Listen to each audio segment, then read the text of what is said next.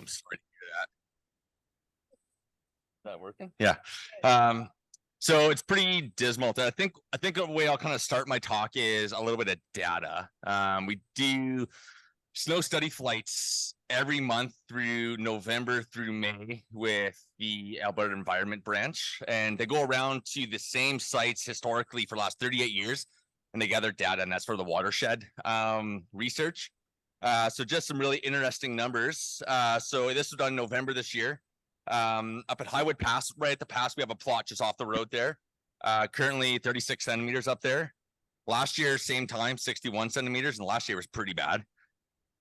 Historic minimums are 16 centimeters, and that was 1987. And maximums was in 1990 at 143. Historic average is 56 centimeters at this time of year. And right now we are sitting 64% below normal values. So just a little bit of data for you. The other one that's more relevant would be tent. Right now, 32 centimeters sitting on the board there. Last year, same time, 62 centimeters. So again, half. Historic minimum, 17 centimeters at the minimum in 92. And the historic max, Scott, thanks for correcting it there. It's actually 135 centimeters. And that was in 1990. So 90 was a really good season for us, one of our kind of big seasons. The average is 50 centimeters. And again, we're about 64% below normal value. So just, it's kind of interesting. If you're out there walking around, it's like, oh, it seems pretty weedy. And then you actually get some numbers. It's super weedy. Like, it's bad out there. Scott was out there skiing the other day. He was in Heroes Knob. I think the word was used, awful, is what he kind of found. And yeah, so I was up in Bristol today. We went up to the pass and dug around a bit up there. Average HS up there is any guesses from you guys? 40's pretty close. It's like 53, 60 in a fat spot. It's super thin, and crossing the lake is you're walking on scree and ice and talus kind of the whole way across. Like, it's pretty bad. So yeah, that's kind of what's going on in K country. We've been kind of driving around a bit, and there are people out skiing. Most people we've chatted to, and I'd be curious to kind of, fact check that with those of you who've been out. A lot of people haven't even removed their skis on the way, or their skins on the way home. Yeah, I see some head shaking in the greens for sure. So we're getting out and going for really nice walks in the valley bottoms, and just kind of, realizing that maybe it's just one of those starts of the season again anyways. Kevin will bring the optimism, as he always does. That's just the role. So in the Rockies and K country specifically, we have a couple different problems. We kind of got that early season snow that fell with a big drought afterwards, and kind of just rotted out that bottom snowpack. So we got a lot of depth, 4, 5, 7, 8 mils, so quite large, and 20, 30, 40 centimeters at times, coming up all the way to that early December. Kind of had that big warm rain event that kind of came through and laid down this really widespread's the wrong word, this kind of large rain crust everywhere, but it's actually very valley dependent. We're finding it in places like Commonwealth and Heroes Knob and Bristol. We're not finding it intent anywhere though. So it's almost like that storm kind of missed some valleys. So we got a lot of this kind of spatial variability we got to be kind of worried about, or thinking about at least through the season as we're traveling to different valleys, until we really get a handle of where this rain crust is and how high it goes. And currently it's 2,500 meters. So really quite high. The good news, maybe the short term, is that's actually locking in the lower snowpack and really makes travel quite reasonable. We were wandering around today kind of all over the place, and we weren't breaking through the ground. It was actually supportive with only 10 centimeters of ski pen. Travel was actually okay. Once you got up a little bit higher, getting there is the problem. So that's kind of K country. It's a very short talk for a very small snowpack right now. So yeah, thanks guys. Thanks, Darren. Yeah, thanks for doing that, Darren. Nice to have someone that's been out in the field and looking at the numbers. The historical data is super helpful. Was anyone here skiing in 1990 when it was so good? Yeah, nice. Do you guys remember K country being that good? Or does it kind of just all blend together? It wasn't unusual then. Yeah. And then I was also wondering how many people started ski touring here in the Rockies, let's say in the last 5 years? Yeah, a good percentage of the crowd. So those were a few pretty fat years there early, especially like early season was good for a number of those years. And then the last 2 seasons, you guys are probably like, what the heck? Am I right? Yeah. Yeah. It's not totally unnormal to have bad skiing before Christmas. We still have a long year ahead of us. Don't worry. Months of great skiing to come. Guarantee. And for those of you that didn't know what HS is just height of snow. And we should just keep moving to the west, Marcus. So you should just use this mic. Yeah, just I was wondering like what was different for the rest of the Rockies versus K Country. I missed most of Darren's thing. I was trying to stop things from happening online, but we talked previous to it, so I have a pretty idea what's going on in K Country, which is pretty similar to where I've been skiing. Same kind of events happened. On the 9th North is probably your best bet. So that last storm, like before, during our last talk, there's basically nowhere to ski except for Bow Summit. And even that was pretty, you know, if you got there the right day and it wasn't tracked out, the 3 runs you could do, you can have some fun. If it's tracked out, then there's not much other options. Now we have more options. Like even today, I went to Hector Southridge because I just want to see how far south you could ski. You can ski there. Getting in and out's a little sporty, but the same thing, like the ski pen's really low. There's like an ice crust in a lot of places, so you're not really hitting ground. When you break through the ice crust, then you're hitting ground. A lot of the alpine areas, especially on the west side, have sort of been scraped from a wind event, or if they haven't been scraped, it's like a really thin, dense wind slab. But once you get into like high tree line, into like maybe high below tree line, you can get turns in most places. So I know Observations getting skied quite a bit, seen some pretty bold lines there. You know, pretty much everywhere I know Pulpit's getting hit a lot and getting like decent reports. I've seen some pictures of the access and that looks a little rough. But really, like, we're at a situation where it's really only had one big snowfall. And so we're really still like pretty early snow conditions for snow depth. I don't have the historical, but I would imagine we are below average. Yeah, so really it's about finding that band of elevation that skis well, and hopefully the access doesn't suck too bad. Awesome. I guess that's why 93 North is best, because you start at a higher elevation, hey? Yeah. I see Matt from Sunshine Village here. Do you guys have like, do you know that we're at like half of normal, 3/4 of normal, anything like that? 75% of average. Okay, so below average, but not terrible. They got Goat's Eye open today, so that's good. How about when we swing over to the Purcells there, Matt, Ruda? You know, generally when we go west, it gets better, and we're going to end up in Zoe's Dreamland in a few minutes here in the Selkirks. But how about the Purcells? How are they looking, Matt? Yeah, this is definitely better news than last time I talked to you. The height of snow at tree line's around 100 centimeters now, still tapering off pretty rapidly below, but we're talking about a real snowpack here, and that's exciting this year.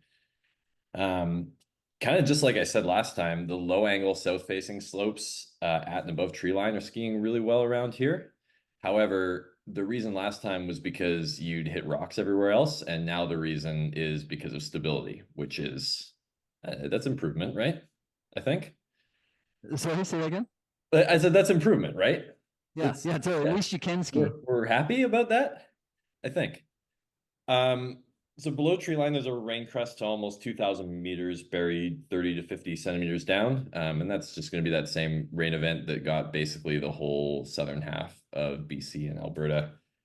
This is actually really great news in the Purcells because it's making for awesome travel below tree line. It's super robust, and it turned approaches from just like walking on the ground and walking on the alder to walking on snow. So we're pretty thrilled about that. Unfortunately, there's also a buried surface hoar layer around the same depth, and I'm much less psyched about that. Any steep terrain, particularly north facing above the rain crust, which is also lee terrain around here, is quite spooky unless it's already avalanched. And even then, stuff seems to be running multiple times in certain areas. So it's a hard thing to trust. Definitely knowing your terrain history is pretty critical to skiing anything that's not super mellow around here right now. And that can be tricky because it's been snowing. Yeah, I bet. Everyone knows what a rain crust is. Eh? It just means it rained on the snow, melted the surface, refroze it into an ice crust. So if you dug a hole, you'd see a line across. It was an ice crust. I'm interested, Matt, in how much. So that is above the main surface hoar layer. You guys are worried about the early December surface hoar. So if that crust exists, you're not really worried about the surface hoar in those areas. Is that right? Sorry, could you say that again, Kevin? The rain crust you're talking about is above the early December surface hoar. That is your main avalanche concern, I believe. Yeah, exactly. That, or so do you worry about it when there's a crust above it, or does that take care of it? So it's kind of interesting. Like the rain crust below tree line, for the most part, below 2,000 meters tends to be really robust, and above 2,000 meters, there basically is no rain crust. So in those areas, the surface hoar is a big concern.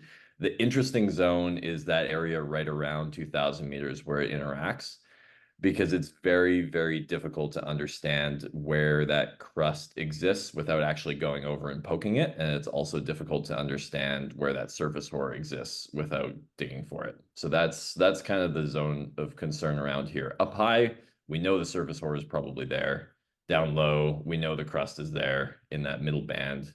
There's a lot of spatial variability, little microclimates that probably created cool pockets while it rained or something like that. And so the actual level of the rain crust is averaging to about 2,000 meters, but little terrain features can vary by, I'm seeing differences of up to 300 meters, which is quite significant in my experience for a rain crust. Right. And I mean, just because I think Zoe's probably going to talk about surface hoar as well. We should just briefly mention surface hoar is a crystal that forms on the surface, doesn't fall from the sky. It's those nice sort of sparkly feathers when there's a clear, cool night.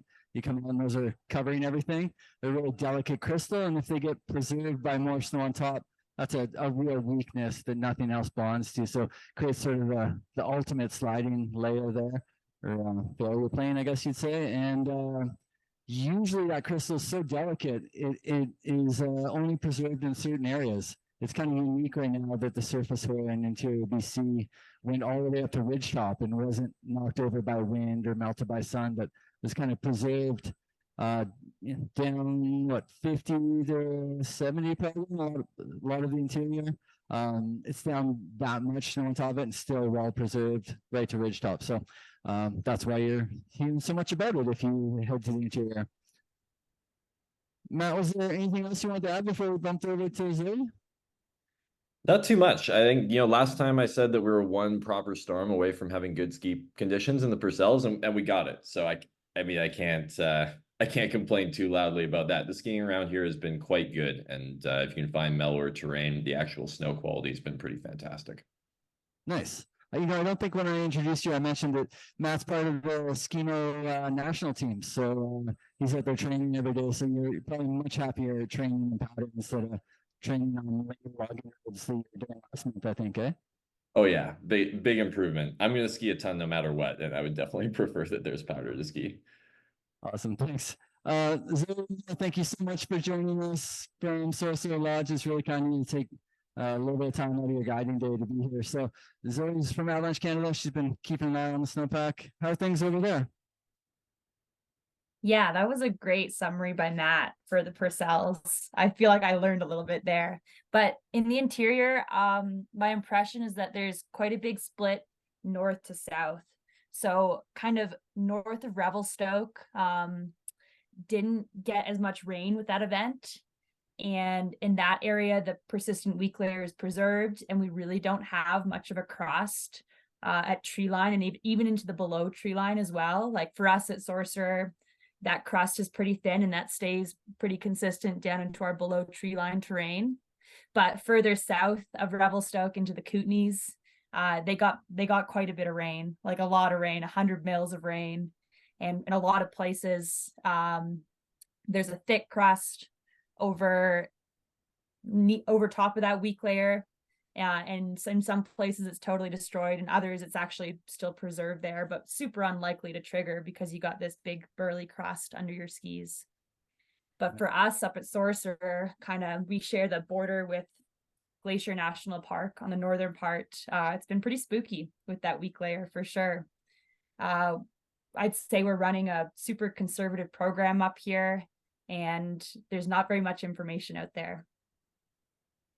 Yeah, I actually just got out of the Esplanade, so you were probably reading our InfoX submissions last week, and it was Avalanche Ranch. It was like every day was an avalanche, so we were providing good data for you, good data. Totally. That was like our only data, right? Was coming out of great Golden Alpine Holidays and Glacier National Park, where people are recreating.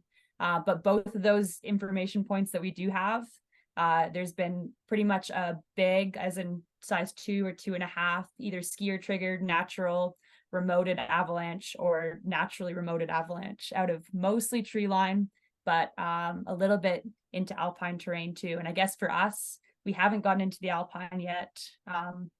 It just hasn't been a possibility with the program we're running. And I just don't know how far that surface hoar layer extends, if there's surface hoar and a crust on south facing aspects. And we're tiptoeing around, things are wumping and collapsing, and we're either skiing low angle tree line or things that have avalanched already, because the bed surface doesn't seem to be reloading in a lot of places, or there's not enough snow on that bed surface, or we're skiing like BTL pillows that aren't connected enough to have a significant avalanche problem, so that it hadn't overcome the ground roughness when that surface core got buried. Right. Yeah, there's a lot of great info there. For those of you who didn't pick it up, maybe I'll highlight a few things. Zoe and Matt both talked about slopes that had previously avalanched. Matt called it having an idea of the slope history from the season. You can imagine if we're talking about very delicate crystals, if there's been an avalanche on that layer, they've probably been roughed up and at least knocked down enough that it's less likely to avalanche again. I think Zoe did mention a few spots ahead, but you're much less likely if that slope is avalanched to have another one on that same weak layer. So that's pretty tough though. If you're a weekend skier and you go into a spot for the first time this season, you won't probably have that information unless you're watching closely online. But guided operations like where Zoe is will have that data and be able to kind of run accordingly. I also caught you said you're running like a really strict program. I assume you mean staying to really low angle slopes. I think you mentioned that, eh? Is that when you say strict program, you mean low angle slopes or things that are previously skied or both? Like how are you making it safer by your terrain choices? Yeah, so this is our first week up here this season.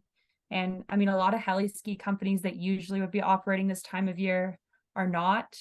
And there aren't that many people getting out. I mean, there's totally keen recreationalists in Rogers Pass who are skiing. BTL travel is rugged, but I mean, nothing compared to what you guys are doing in the Rockies. So I'm sure there's some hardy Rockies skiers making the trek over there and skiing. But for us, that super conservative program is we're avoiding anything open, steep, and planar above 35 degrees is kind of the thing that we're giving ourselves. And then if we are going into terrain that's bigger than that, it's like, oh, I know that this is avalanched and I'm happy with it. But it is there's kind of 20 centimeters on top of the bed surfaces now of where it has avalanched, because there was a big cycle, I guess I should say, with that rain event in December. So we're sticking to that kind of terrain. Right. Yeah. That was what we were doing last week too, is trying to basically to say that again, staying on slopes that aren't capable of creating a size 2 avalanche. Size 2, big enough to bury someone. If you're on a slope smaller than that, well, at least you limited the size of avalanche that could happen. And then low angle terrain, like Zoe was saying, if it's 30 degrees or less, you guys likely to cause a slab avalanche or not? No, exactly. Yeah, under 30, we're probably pretty good. We'll talk about that again in the second half, actually, when we talk about how to deal with persistent weak layers. But there was one question on there we should just hit quick. A definition of a persistent weakness. Is that right? Oh, sorry. That was a perfect time while you were from Avalanche Canada. So you guys seen the Burlington's Avalanche forecasts. So can you give us a definition of the difference between a persistent slab and a deep persistent slab avalanche problem? Yeah, a persistent slab generally forms on the surface of the snowpack versus a deep persistent slab, which is basal facets or depth forming at the base of the snowpack. Awesome. Yeah. We've talked about facets on lots of these in the past. Another crystal doesn't fall from the sky. It's a crystal that changes in the snowpack. Usually happens near the bottom here in the Rockies, and it's why the bottom of our snowpack is usually so weak. Hey, those are facets. Those sugary crystals at the bottom. Whereas surface area, which we've been talking about a lot tonight, is something that forms on the surface. So perfect. Thanks. We also said BTL, for those of you that don't know, below tree line just gets shortened to BTL because we talk about those 3 elevation bands so often in the avalanche bulletin. You've seen them: alpine, tree line, below tree line, BTL. Zoe, I'm just thinking you have a full day of diving had a full day today. So maybe as we're going to go east to west again, but maybe we should just go west to east this time and talk to you a little bit about what you think is going to be skiing good for the next little while. Actually, sorry, before you do that, can we touch on the Monachies? I know it's not your backyard, but I mean, I heard there was like 30 cms of rain crust. Is that true? So I've been here for the past week now, and I haven't monitored the Monachies as much as I could have. So take this with a grain of salt. But I think that especially in the southern Monachies, so they have a really bomber rain crust because they got quite a bit of precip. But I'm not sure what the northern boundary is there. I know like Blanket, Marty up at Blanket is seeming pretty happy with the snowpack because of that thick crust. And further north of him, there's not much data coming out of there yet. Yeah. And it's hard to know what the boundary is, but yeah, for sure. Southern Monachies sounds like they're off to a good start. Yeah, it sounds rough down around Nelson area right now for sure. Yeah. So we can be glad we're at least getting out on cold snow. Yeah, and Blanket always looks good. They do a great job on their Instagram feed. Yeah. I wonder if you could talk just a little bit about what the Selkirk is like for the next little while. How you go from persistent weakness that is the surface area to sort of having better stability and then going forward what things are going to look like hopefully. Yeah, in a short term, like I'm up here with a bunch of friends right now. So it's nice in a way because it's not a normal guided week, and I've just been kind of leaning into having good times with my friends in the mountains and skiing that low angle tree line, goofing off in pillows, and being pretty strict about my terrain choices, I guess, and not allowing my desire to go get after it and just have a poke at things, because it's tough, with these persistent or deep persistent slabs. We're not seeing that much feedback around us, but the avalanche activity is happening, and I think that's just going to keep happening for the next at least week or so. I mean, weather is so hard to predict what's going to happen next, but there's not much coming in. We're just getting like dribs and drabs of precip, incremental loading on top of that weak layer. And I don't think there's going to be much change. I think it's going to be a little bit slow to change. And the thing that's going to change it is if we get more snow, and hopefully a good storm to rinse this out and kind of start again. Sure. I'd love to just talk about those two things quick. One was you talked about incremental loading. How many people have taken an EST1? Okay, most of the room. You remember maybe on the evaluator, there's a rule of thumb, new loading is a big deal for avalanche danger. Anyone remember how much snow on the evaluator is new loading or critical loading? How many centimeters? All right. Come on, who pays attention to that? Oh yeah, 30. Hey, there we go. Thanks. Yeah, 30 centimeters in new snow. It's sort of just a red flag or a warning that that there's a new load on the snow and you need to reevaluate stability. But what you're talking about is more like small storms, right? Like 2 centimeters here, 5 centimeters there, maybe a 10, 3 days from now. How does one keep track of that, and how do you know when it becomes a problem? Yeah, we're tracking the millimeters of water equivalency. That might be too much. How much snow is Oh. on top of the weak layer. Yeah, how much weight is on the weak layer. So we have a board at our weather plot where we look at how much snow is on the weak layer. And it's definitely at a critical point right now. Like it's already reached that. And I'm not sure that this incremental loading is gonna overload it, but it could. Surface horse tough like that. Even a little warm up to stiffen the slab over top for just a little bit more snow. And yeah, it could keep happening. So I guess another big thing is that we're avoiding overhead hazard because of that natural potential. And even the remoting potential. Surface horse spooky. That's what it comes down to. Yeah, so we should talk about remote triggers in a minute, but the other one I was going to ask you about then is historically, you know, you've watched these storms a lot with other surface or layers. How do they go away? How do we get to the point where we're not worrying about it anymore? What's the weather phenomenon that needs to happen for that? I mean, more snow always helps, and they tend to just kind of squish and round out. So we're digging down and looking at that surface horse, seeing how the crystals are changing.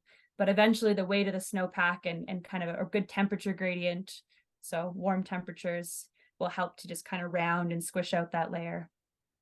Nice. Yeah, perfect. Thanks. And for those of you that maybe haven't thought of that before, you can imagine snow crystals with all those arms like just intertwining and slowly bonding together. And then these persistent weak crystals that are more like crystals or feathers or cubes or something, they don't do that as well. They don't bond together as well. So when she's talking about squishing them out, you know, lots of weight above so that all the other snow crystals can come around and start bonding to them. You can imagine the warmer and the heavier it is above that, probably the better to get rid of that layer, hey? Kind of works for both. And it's why more snow is always better for all of us. Just keep praying for snow. Sweet, Zoe, thanks so much for your time. I don't know if you want to know, we're going to have a break and then we're going to talk a little bit about how to deal with PWLs, but I think you've already hit that a lot. So if you want to go have dinner with your guests and get ready for tomorrow, we sure appreciate your time. Thanks.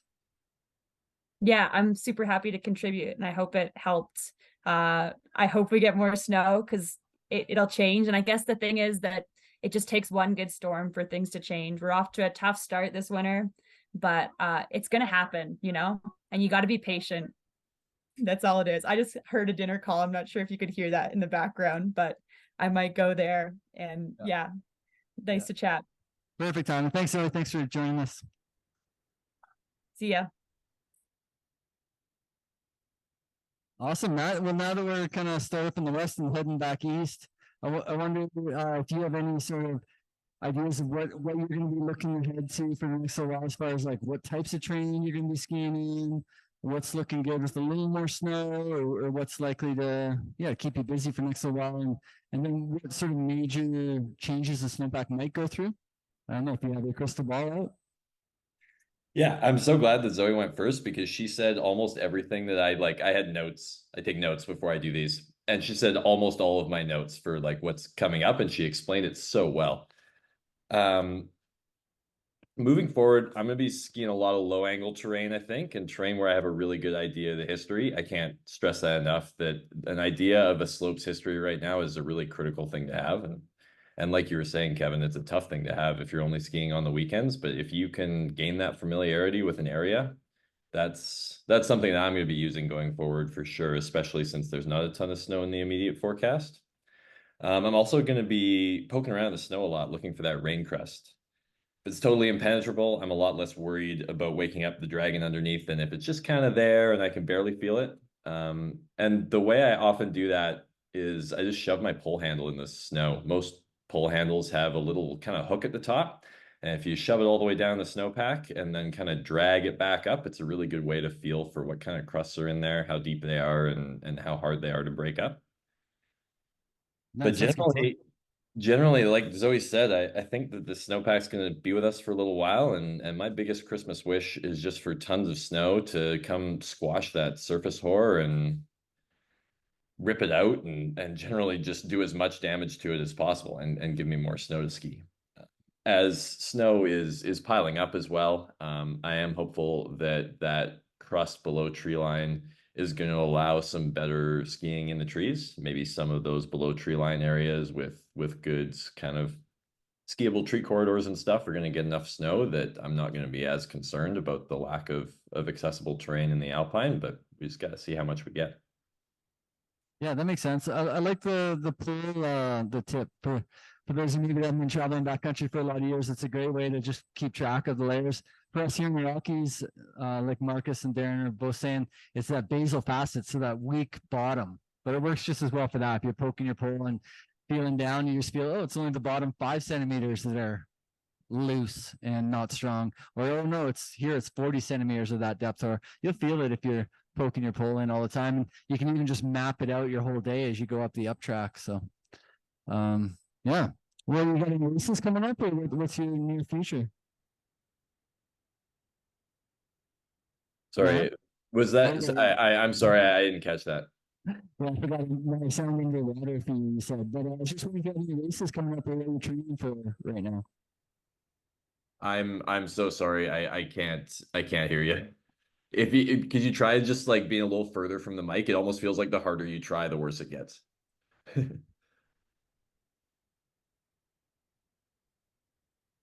Feel like we're having sex on display right now.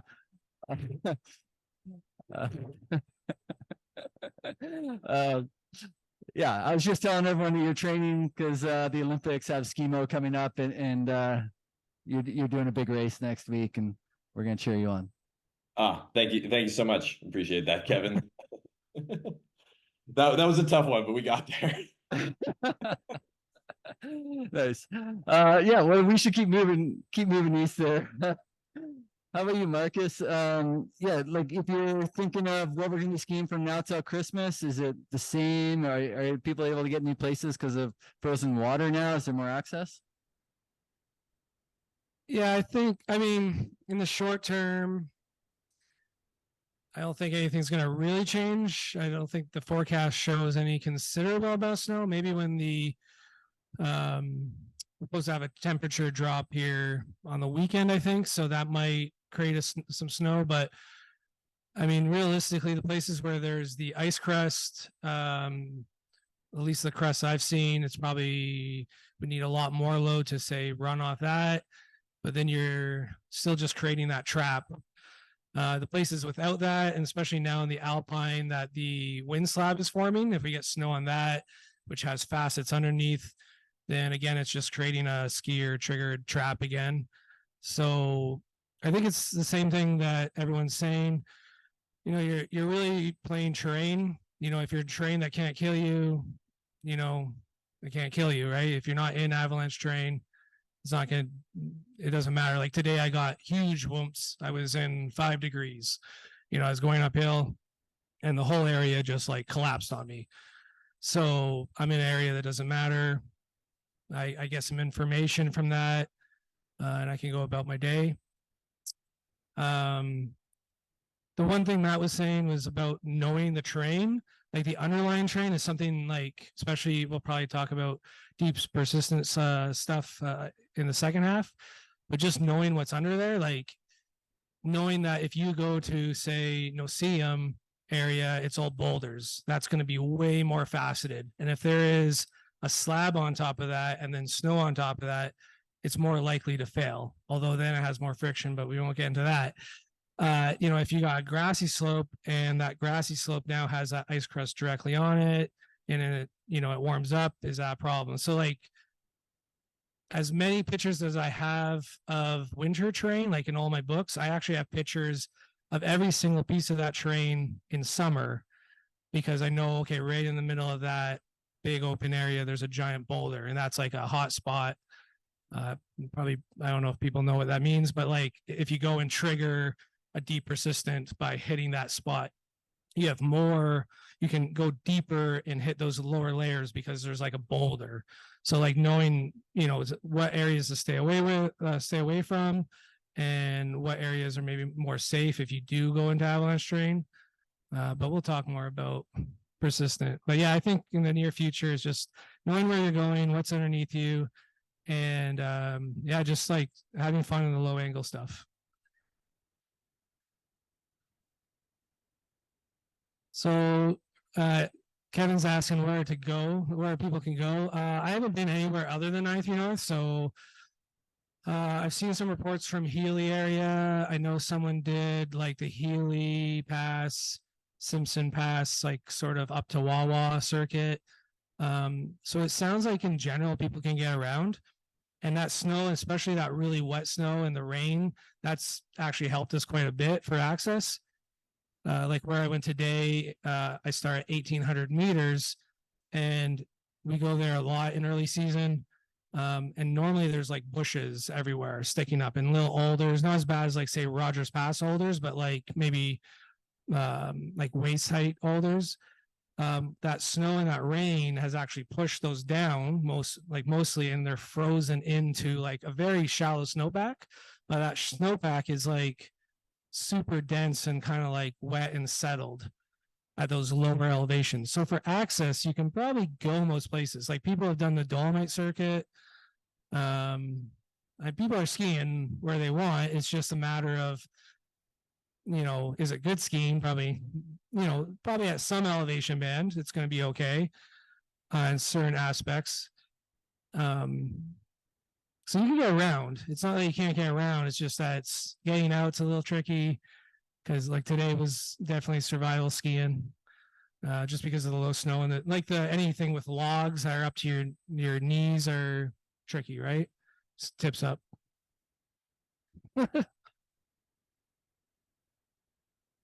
Always a good tip. Tips up. How about K Country, Darren? Like if it sounds like we can get around most places on 93 North, but not much else, how much more snow is it going to take for K Country to be ready? Sounded like maybe there wasn't much skiing going on right now. How much more do we need? Lots. Like I think the big thing is the travel that everybody's mentioned. The valley bombs, if we can't get up to the higher elevations easily, we're just not going to head up there that much. So like another, even let's be realistic, like 15-20 centimeters is going to drastically improve things big time in the Rockies, or sorry, in K Country for sure. Didn't come through. Okay. I'm not doing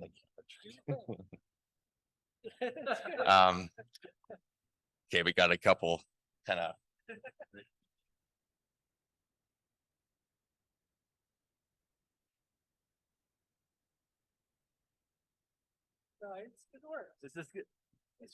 So Darren is going to show some videos of some test profiles you guys are doing today. I think some column tests, maybe an ECT, and he's got it on his Instagram, so he's just going to show you the video.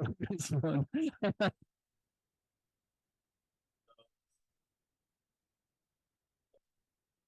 So this is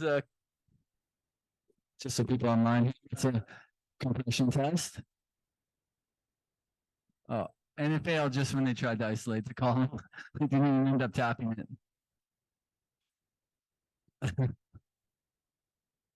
What sugar crystals below there? That didn't look good.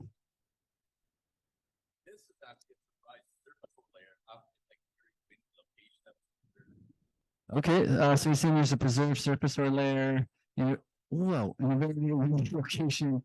And again, we started tapping the column yet. that did work. That sucked. So kind of interesting. Like I haven't been doing this for a long time, but in my years, it's not pretty often to see compression tests failing on isolation. Who else has seen that? Yeah. Hey, in Colorado, it's not normal. And that just kind of screams you. But the other thing to consider, and everybody's kind of mentioned, is that's happening underneath the crust. But that crust, when it's not isolated, is actually supporting really well. And the chance of actually triggering below that crust is, I would say, unlikely. It's a pretty, I think Matt used the word robust. It's a really good thick crust. It varies from 8 centimeters, kind of at the thickest area I saw, down to kind of 4-ish centimeters, up around 2,400 meters. Like that crust is there. It's pretty burly. The chance of triggering below it is fairly unlikely, but I mean, as we can see, like, there is some energy in there for sure. So that's K Country in a nutshell right now. Yeah. Yeah. Awesome. I'm just wondering, like, with those of you who put your hands up, you taking an AST, and a lot of you said you had started ski touring in the last 5 years or so. When we come around during the break, maybe just try and give me an idea of how much of that's making sense to you. Like when people are just saying the crust is protecting the surface ore and the layers below, like if that's giving you a good visual. If not, on the second half, we'll maybe come up with ways to visualize that and make it easier for you. But right now, I think what we should, it's 10 to 8. We should take a quick break, let everyone fill up their beers. Then we come back, we're going to talk a little bit about any questions you have, answer all those, and then also about how to deal with persistent weak lows, because no matter what region you're in, it sounds like that's going to be your near future. So we'll come back with some tips for that. Matt, you can be able to join us for that? Okay, thanks, buddy. Okay, we'll give it 5, 10. Yeah, so we were able to get some questions at the intermission. Definitely going to answer those. We're also going to talk a little bit about that far. Someone just texted me and said, yeah, right now. Okay. Yeah. Okay. Sorry? Can I wasn't no. Talia, she said yes for this. Okay. Okay. All right, let's get going here. So we got some questions. We're also going to talk a little bit about how PWLs can be managed if you're going to keep skiing this winter, because anywhere you are, that's going to be an issue. We had a couple good questions that we should start off with. One was Sean wanted to know how you guys can tell by the handle of your pole when you're poking it in. I think that was Matt, that was your talk. A little bit about how to tell when a crust is like robust, or what that exactly feels like down there. You know, I'm guessing there's times you can just barely feel that crust, and times when you can't put your pole through it at all. What other things are you feeling with that pole handle test? How do we describe that to people? Yeah, that's something that I guess I've learned over time. A way to get used to it might be, there's 2 phases to that test. It's a simple test, but it's kind of got 2 steps, right? Like you shove your pole down into the snowpack, and that's the first phase, is how hard it is to get your pole down and how far you can actually get it. Because if you know that there's a meter snowpack and you're only getting 30 centimeters down, and you know that there's a big rain event or something, as hard as you can smash it in there, you're still only getting 30 centimeters down. I would call that a robust crust if you can't bust through it. And sometimes you do get those. And then the other phase to the test is that when you make that hole in the snow with your pole, most poles have kind of a little hook at the top. So as you drag that hook back up against the side of the hole, you can feel how much resistance there is as you drag it across the different layers. But the best way that I've learned to correlate that with what's actually in the snowpack is to do that test, but to also dig down a little bit the side of the skin track or whatever, and just try and get a look at what you're actually poking. Because if you've got 8 centimeters of really obvious crust down there, then it's going to be pretty clear what that feels like when you hit it. Or likewise, if you think you feel a crust, but you're not totally sure, that might be a good time to just do a quick little hand pit and see, is there a crust in there? How thick is it? That makes sense. We often talk about the value of digging profiles everywhere or not, and especially for new backcountry users. But have any of you seen on Avalanche Canada, on the app, you'll see there's a couple reports from Parks Canada, Visitor Safety, where they've, what do you call it, mapped out a profile. They have graphed a profile, an avalanche profile, or sorry, a snowpack profile. And part of that is the resistance, or how stiff the snow layers are. So you'll see if the graph is sort of starts over here and just goes this way. Oh, it's actually getting more dense, the snow at the bottom, kind of a stable sort of thing. Whereas usually it'll kind of go like this and back, and you can kind of visualize those instabilities in the snowpack that way. If you dig a profile yourself and see that, you know, you see, oh, I can hardly get a finger in this layer here, but below it's easy to brush away. I can get a whole fist in there, no problem. That's a strength over a weakness, kind of unstable. And then once you've seen that in your profile, or like Matt was saying, just by digging down by hand, then as you go, you can push your pole in throughout the day and just see if that's continuing to be the same. You'll see changes that way. Be like, oh wait, it's different here. I need to kind of reassess what's going on. So good skill. And like he says, if you dig a hole sometimes and then just map that out within your pole probes, it'll start to make sense to you. Might take a couple seasons before that's really usable for you, but it's a good skill to start developing. And then maybe Matt, actually, maybe I'll throw this one to Darren in a second here once I put him on the spot. If people, the next question they had with sort of mapping out the crust or deciding when a crust was robust or worth considering, I guess, was how thick it has to be maybe to prevent the weak layers below it from being a concern, being an avalanche problem, and why maybe the isolating a column in those column tests that we saw, why maybe that gives you a false idea of how that rain crust is behaving. Is that too much to put you out with? Yeah. Yeah, I mean, so really just how that crust is going to prevent and how we know it's maybe thick enough. There's, sometimes we talk about the impact the skiers having on the layers below and stuff. Yeah. I don't know if I have a great answer for that. There's, when it comes to the rain crust, is that better for the volume? Yeah. When it comes to, the rain crusts, I think the thickness of it, I don't know if I have a good answer for that. I would say if I'm walking around, I'm seeing if I'm walking pretty close to the crust, it's a hard way to kind of figure it out. But if you see it collapsing around you, kind of if you're walking around on maybe fresh wind slabs in the flats, you see it cracking all around you. I would say that's maybe one way to look at it. Kind of seeing that crust, is it actually supporting you? Are you staying on top of it, or are you actually punching through that crust? Like on our skis, we kind of spread out our weight quite a bit. So I don't think we need that thick of a crust to really keep us from dropping below, but I don't know if I can actually give you a number or a value. I think that's something you have to investigate and really kind of get out there and feel and investigate. Like right now is a great time to go walk around, get off the skin track and go wander around and see if you get that kind of cracking in the crust. In some places down low, it's only 10 or 15 centimeters down. So you can actually easily go clear that away and go walk around it and see if that's collapsing on you. I think that's a good way to kind of help calibrate your system to kind of figure out what crust might actually work. And then I think the second part of that question was walking around on a crust and having it support you as opposed to isolating at a column and then having that collapse so easily as shown in that kind of video. Is you really are just ice. I don't know if I have a good answer for that one either, to be totally honest. It's you're disconnecting that column from the rest of the snowpack, so you are just making a really vulnerable column of snow.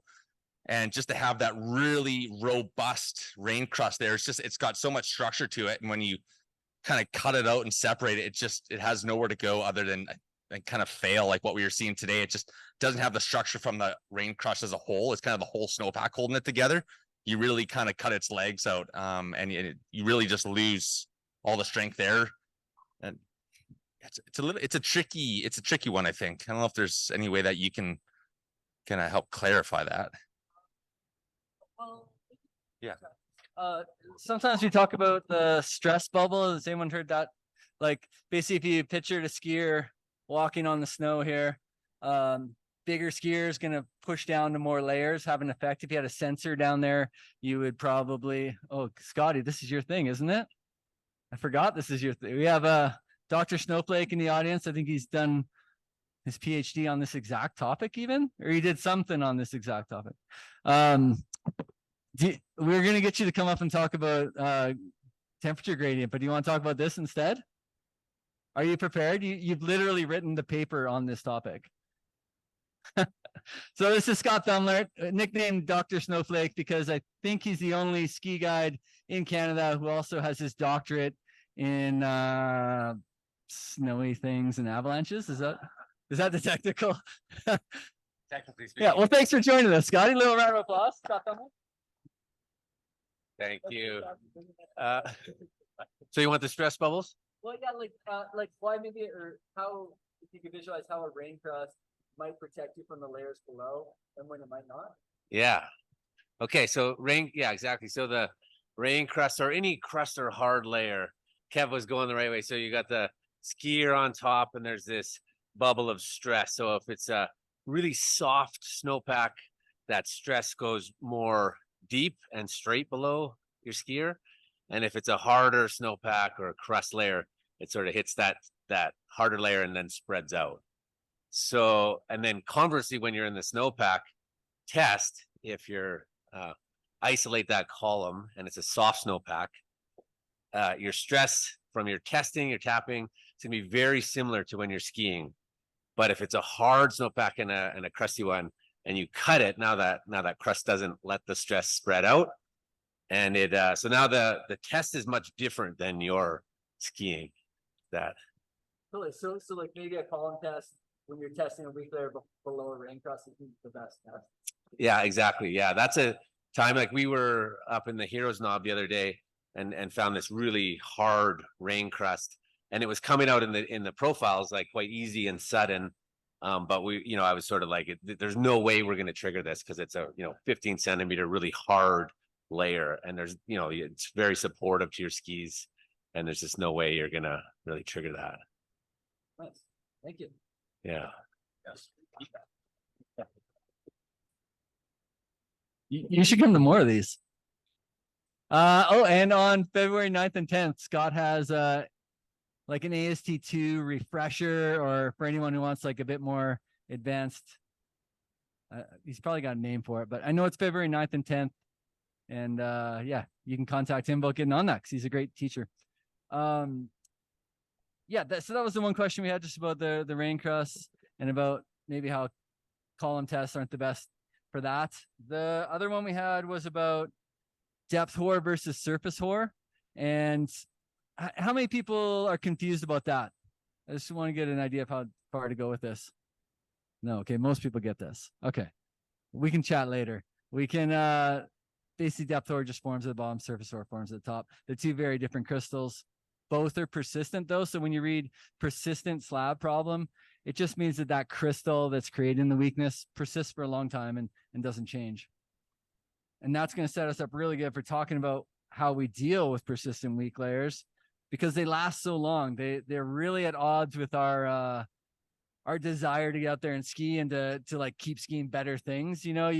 I talked to someone earlier, who was skiing somewhere, and they're like, yeah, it was super safe, everything was great. So then we went for a little steeper one, and then that was super safe. So then we went for a little longer one, a little bigger. It's like, that's just so human, right? Don't you always want your next run to be a little bit better than your last run? And when there's a persistent avalanche problem out there, it's not changing. It's not getting any better. So what's safe today is safe tomorrow, and going beyond what you did today probably isn't safe.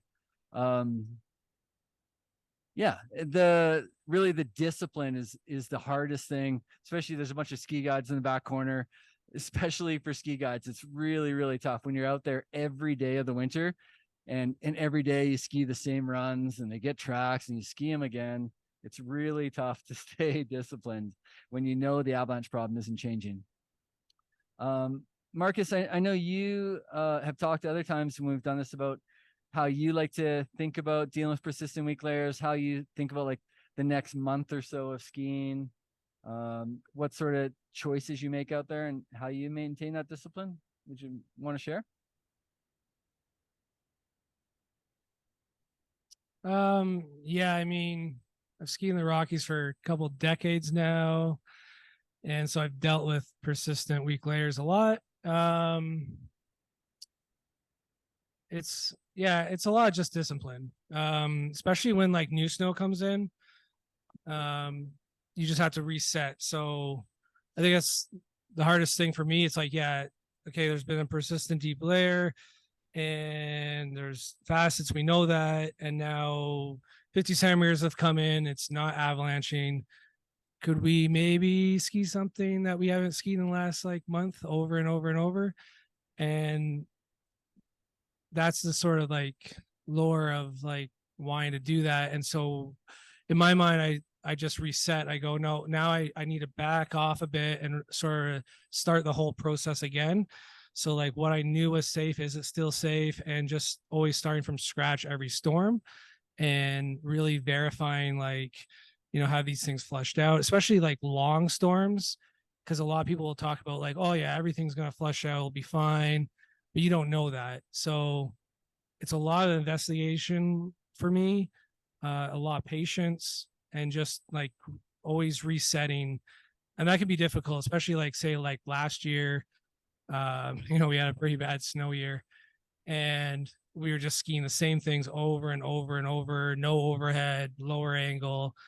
And yeah, it just gets boring. So that whole patience, and when that new snow does come in, just restarting that whole process of, is this actually safe? Should we actually be here? What are we thinking? I don't know. So that's what you're looking for? All right. Awesome, thanks. And Matt, how about you? We wanted to talk a little bit about how you already said you get out every day or a lot anyhow, training all the time. So regardless of conditions, you're getting out there. How are you dealing with persistent weaknesses? How are you resisting the temptation to go, or knowing when to go and when not to go to certain terrain? Yeah, totally. I find the persistent weaknesses to be the hardest, I think, like everybody, right? Like, because I am the kind of person who wants I want today to be better than yesterday, and I want tomorrow to be better than today. And like you said, that's very human, and it's very much at odds with the kind of problem here. This kind of avalanche hazard is what got me into skimo racing in the first place. Actually, like, my background isn't in endurance sports. I did other things. But I kind of started to realize that there was a big chunk of the winter where if I went out and I pushed myself hard in the mountains and I chased big terrain, big lines, that I wasn't going to last very long. And so I've found that for me, racing and training and pushing my fitness has been a great outlet in times where there's not another way to push myself that fits within my risk tolerance. So I'm not saying that everyone's got to go out and buy a race suit and get into skimo racing for sure. But if you like to push yourself in the mountains, then why not push your fitness? Because that's, grabbing an extra lap on some really mellow piece of terrain is a really great way, at least for me, to scratch that itch without pushing myself beyond my risk threshold. If I could interrupt quickly, is there a great spot to get skimo gear if I was going to follow your lead? I wish I knew somewhere, but I just, No, go to Ski Uphill. It's awesome. The guys are awesome. That's where you get it. Of course. Let's give them a plug while we can. Another one for me is I'm really susceptible to tracks. Like, I know that in this upcoming period, if it doesn't snow, there are going to be people who go out and ski stuff that I wouldn't be comfortable skiing, and I'm going to see those tracks, and the little voice in my head is going to go, dude, they were fine. Go ski it. I just happen to know that that's something I'm pretty susceptible to. And so I really, really try all the time, but especially during these periods of elevated hazard where the problem's not going away, I just try to act like tracks don't exist. I try not to make a value judgment on the tracks and the group that put them in there. And on the other hand, I try not to let myself think that maybe they knew something that I didn't, or maybe they're having skied that slope with some kind of controlled test, and now I know that it's good. So that's something that I'm always trying to think about.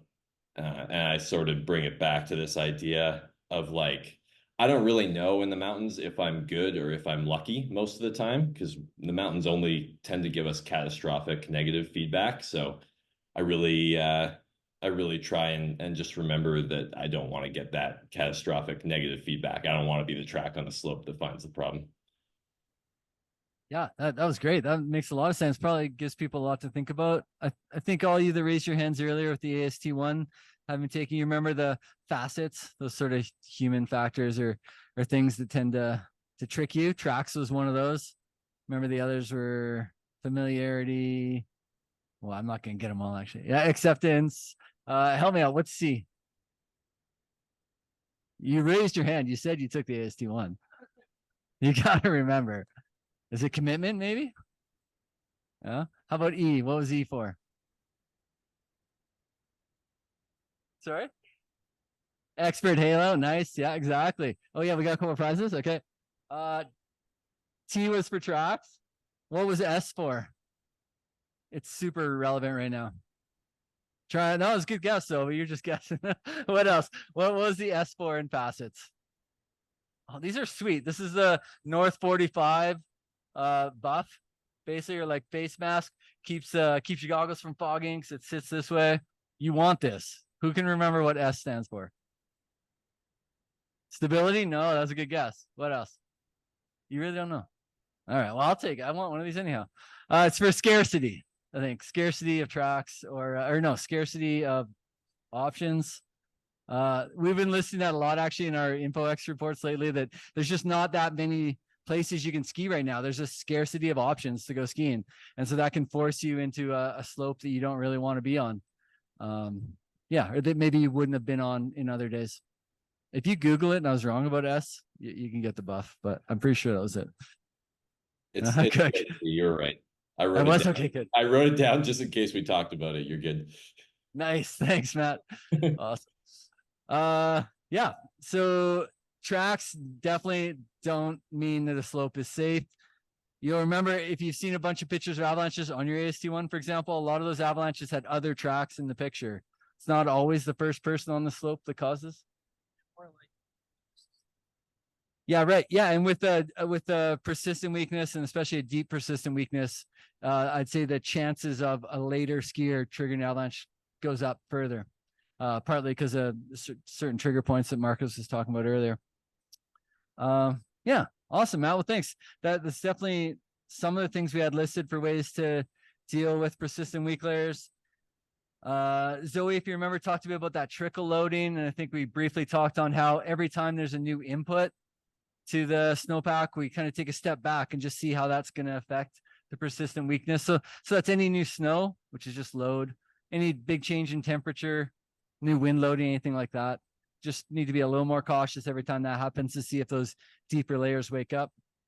And then Ben Sonaf here. I don't know if you guys know Ben, but we were talking briefly earlier about ways that him and you guys have been dealing with slope or with the weak layer, and came back to what I've been talking about a lot lately too, which is just slope angle. If you're on a slope that's not steep enough to avalanche, it's okay if it's got a persistent weakness, as long as there's not something above you. Like, and there are ways to go out there and have fun. We talked about people doing Dolomite Traverse.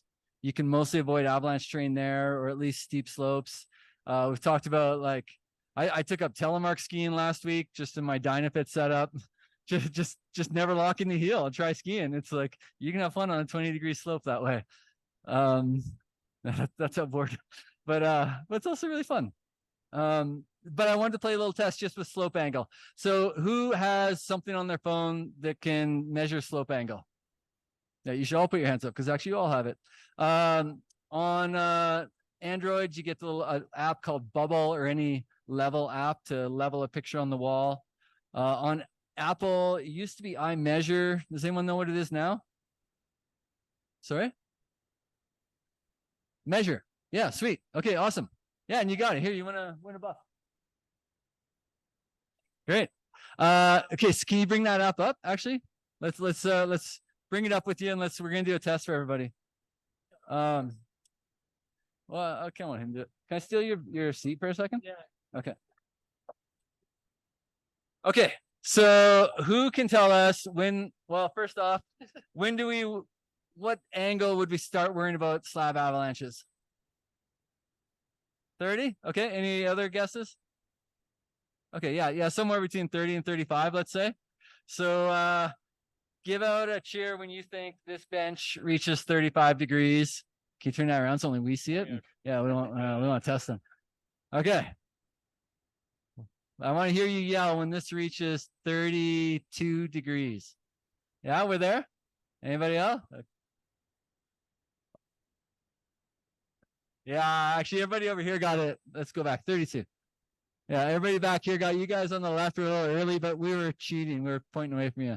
So right there is about 32 degrees. I mean, you can ski on that, right? You're not going to be in Warren Miller movies skiing on that, but you can go skiing. Nice, thanks.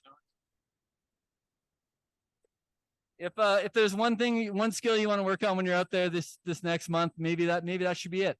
Guessing before what the slope angle is, then throwing your ski pole down on the slope just to kind of get an angle, and put the phone on that pole and just see what it measures. Get everyone in the group to guess, see who gets the closest. Because if you can get good at knowing when it's 30 degrees and when it's 35, you can travel through the mountains a lot safer. So yeah, work on that. And then when it's under 30, work on your telly turns. No, okay. So we got one more. Oh yeah, one more. How to deal with a PWL, and it was to block your friends that are around the globe with better snowpacks. So for us, it's a friend in St. Anton right now. Just block him on Instagram because you're gonna regret every run you ski. Sweet. How about out there? We got one more prize here. Another North 45 buff to give away. Any other good tips? What do you guys do? What are some good ways to deal with PWLs? If that's what I'm skiing in the next month, what are some tips to help me have the most fun and avoid avalanche danger as much as possible? They're pretty sweet. You're gonna want one of these.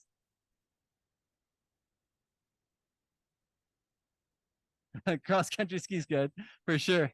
Avoid convexity. We might use. Sorry? Change your objectives? How?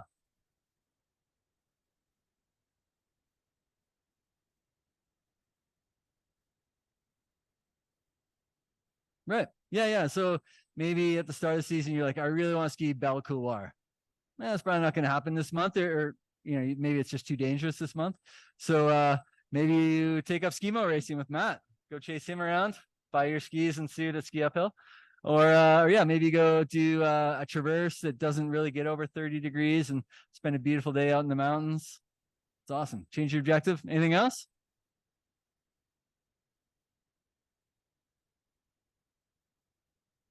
Yeah, that's a good one actually. Yeah, so that one was just you win a buff.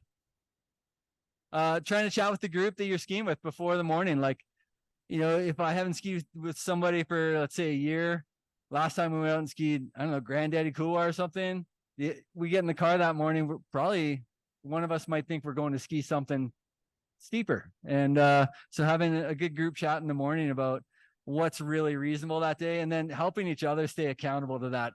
Because holy cow, once you get out there and it's blue sky and it's powder and off to the left is just a few degrees steeper, it's so tempting to go. And the best way to stay disciplined is to have like a group around you of people that are like, wait a minute, we said we weren't going to ski anything over 35. That's over 35. Nice. Yeah.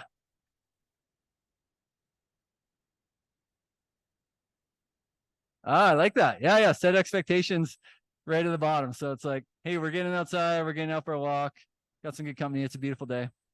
Find a good spot for lunch. Yeah. Go out and find a beautiful lunch spot. That's your goal for the day. Maybe change your objectives. Bring different tea. Bring tea. Yeah. Go for a tea break. I like it. Yeah.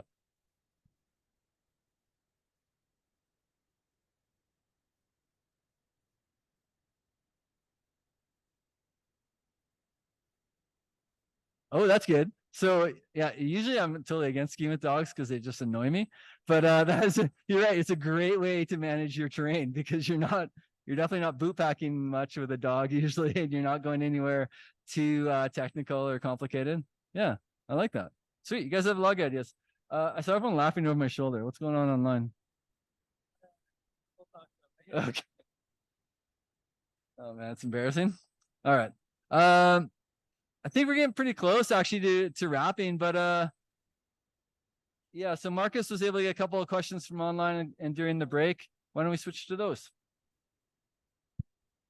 All right, I had one for bridging. I think we covered that. So, well, I mean, with the talk with the bubble. The other one was Yoho. What are the conditions like in Yoho?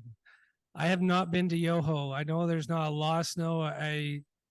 One person I talked to tried to go to Mount Field, and all they said to me was it needs a lot more snow. So I don't know what really that meant, but did anyone been to Yoho to go skiing? Emerald Slide Path? Anyone? Was it good or it was bad? Lots of little trees everywhere. So just not enough snow. Basically not enough snow. All right. How far did you get? Not far. You looked at it and said, let's go home. Okay. So yeah, I guess not very good in Yoho. And then I had one question about climate change and if like the last 30 years, has there been like noticeable trends for like snow or anything? I don't know, Darren, you have all the historical data. What do you think? Is just like chaos different every year? So not,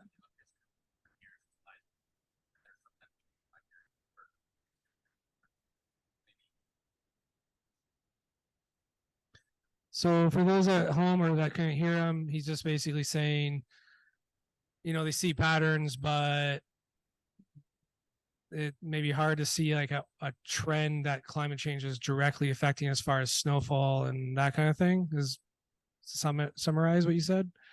All right.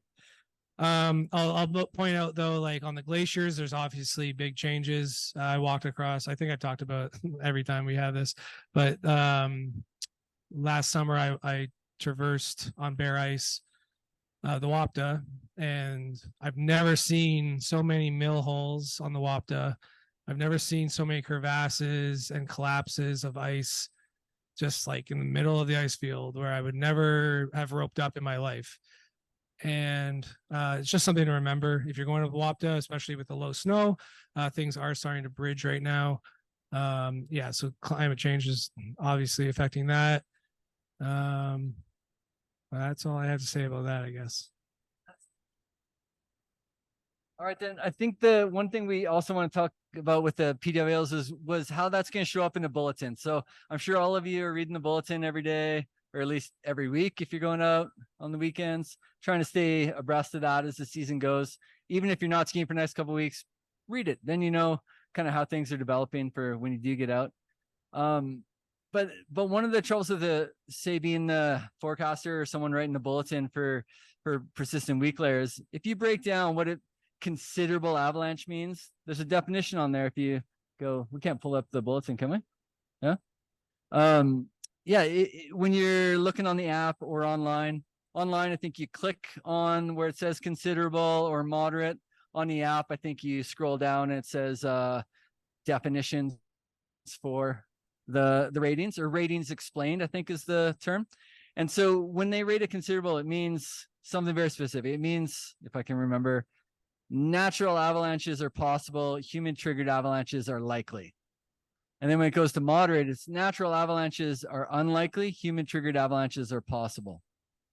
So the trouble with these persistent layers is they'll often get to a point where natural avalanches have all happened, but the structure of the snowpack is such that they're just waiting for that natural trigger, and that can persist for a long time. So it actually is somewhere between that considerable. Oh yeah, hard to read. Yeah, hard to read. But you can imagine if you're writing the bulletin for the morning, honestly, you don't think naturals are going to happen. You think they're unlikely. It's hard to rate it considerable, but you think human triggered avalanches are likely. Well, that should be considerable. Is it moderate? So sometimes you'll see the danger rating drop, even though the problem remains almost exactly the same. Just there's no new inputs, so natural avalanches are less likely. And that can be a bit of a dangerous time for skiers getting out there and skier triggering. A good way to imagine it is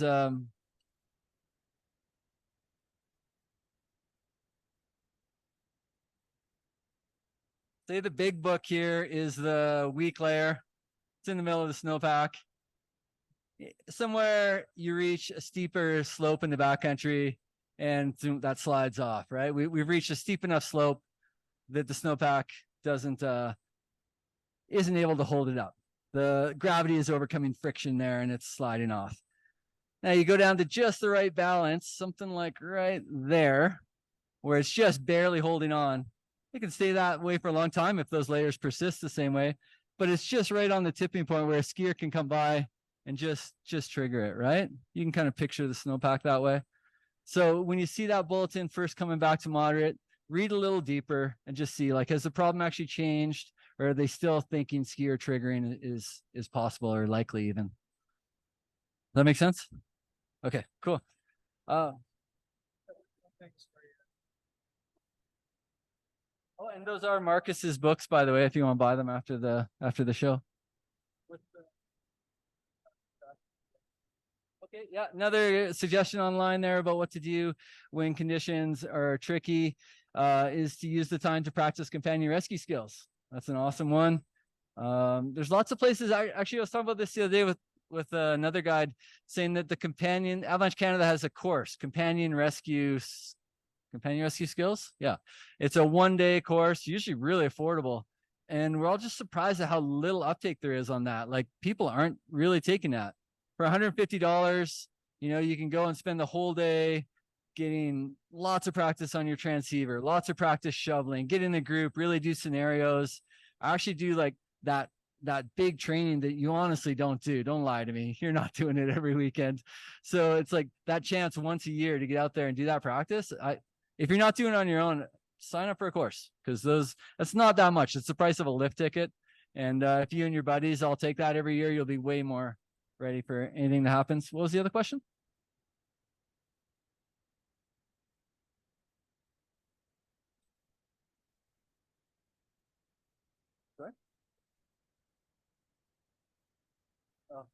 Yeah, and then there was another one just to basically keep track of the snowpack, watch how crystals metamorph and change, and so basically if you're going every weekend and maybe the skiing you're doing isn't meeting the objectives that you would have had at the start of the year, you can at least dig a profile and just watch how the layers change, watch how snow crystals change. That's a good one. Yeah, so we do these talks every month, and next month, Matt, when we get together, what are you going to tell us you've been doing? What's in the next month for you? I'm curious.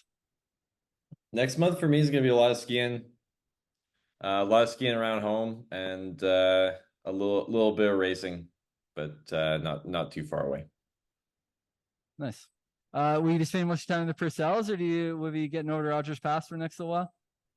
Oh man, if you can tell me where it's going to snow the most in the next month, that would really help me a lot, because that's where I'm going to be. Does anyone know? I think that's why everyone shows up, is so you can tell them. Oh man. It's gonna be wherever it snows the most. If it doesn't snow anywhere, I'll ski around home, because honestly the Purcells are pretty great. Yeah, nice. It's gonna snow for sure. That's a month away. We're just now hitting the start of winter. It's funny to see how many less people are here than there were a month ago when everyone was excited and it just didn't snow, and it's like already dwindling. But keep your hopes up, man. It's like still December. There's often not good skiing before Christmas. That's not that remarkable in the Rockies, especially. So next month when we here, we're all gonna be smiling. We're gonna be cheersing about how deep a powder we skied over the holidays and how great it is. We haven't, it's true, we haven't set a date yet, but hopefully everyone can make it again next month. Yeah, just a reminder, Ski Uphill has a ski movie coming up. There's that'll be in January. You can watch their socials for that. They have monthly guided days if you're looking to go out with a guide and have a bit more of an educational intro to ski touring kind of day. That'll be with me, and those are always fun. MTN guiding, that's right. And if you want to get on Scott's AST2 refresher or deeper avalanche learning, February 9th and 10th, you also need to go to MTN guiding, because he'll sign you up there. mtnguiding.com. Yeah. Thank Zoe Ryan from Avalanche Canada for coming. Really necessary to make time in the Backcountry Hut. Thank Matt Ruda for taking time. We'll be cheering for you in your races, Matt. Thank you. Thank you. And one more, yeah, Canmore Brewery for hosting us. That's always really nice. Thank Darren for coming out from Kananaskis, keeping us safe in the K country. And one more round of applause for Ski Uphill for bringing us together every month. Thanks, guys. We'll see you all next month. Thanks. Thanks a lot, Matt.